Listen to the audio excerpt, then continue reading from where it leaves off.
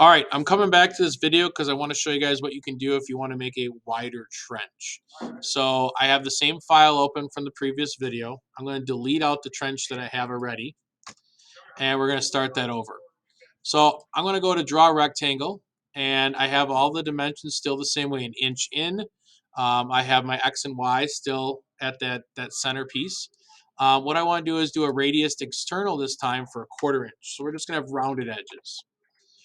Now, we're doing this video because some people want to make a wider trench than just the width of the bit. So I'm going to show you how we do that. All right, kind of like you did when you made your design on Tinkercad for your sketch, or to show us that you've already thought out how to make your board, we're going to do the same thing here where we're going to cut in. So we have our dimensions as 7 and 10. We're going to do a 1/2 inch trench because that's about as wide as you need to make it. So I need to go in another 1/2 inch. So 7 minus 1/2 is 6.5, and 10 minus 1/2 is 9.5. When I hit create, now we have 2 lines, which is what we want. So I'm going to close that. And here's our circle, which was our piece that we were cutting out. I'm going to move that. Actually, I'm going to delete that. And since we're doing something new, let's do a different shape. So we're going to go to an ellipse. Again, we have 4 and 5.5 is our X and Y in the center. So I'm going to change that. Now, as far as my cut, I want to make it a cool elongated piece. So I'm going to keep 2 inches for the height here, and we're going to make it, let's say, 5 inches wide. So it creates a cutout like this, which is kind of neat. So I'm going to use this one now.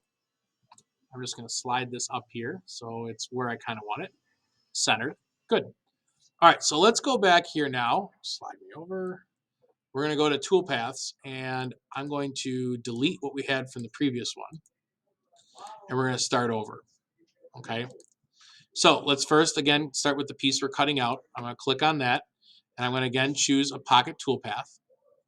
End mill, it's going to cut just over a 1/2 inch. So this is our hole. And different shape. It's going to take 8 passes to cut through this. And this is what it's going to look like. A hole. Surprise, surprise. Now, we're going to go back here and we're going to do the new trench. For this one, you click on the first line, click Shift on your keyboard, and click on the other line. So now we're going to do a cutout that cuts out the internal piece. We're going to hit close, and we're going to use the same thing. We're going to use a pocket toolpath for this one. So we click pocket toolpath. And again, we don't want it to cut all the way through. We just want to go 1/1500ths of an inch down. We're going to change the name here to trench. We're going to hit calculate, and I'm going to hit play. So now you can see it cut out a wider trench if you want to do that. Okay. And again, same as we did in the previous video, I click on both of these things now.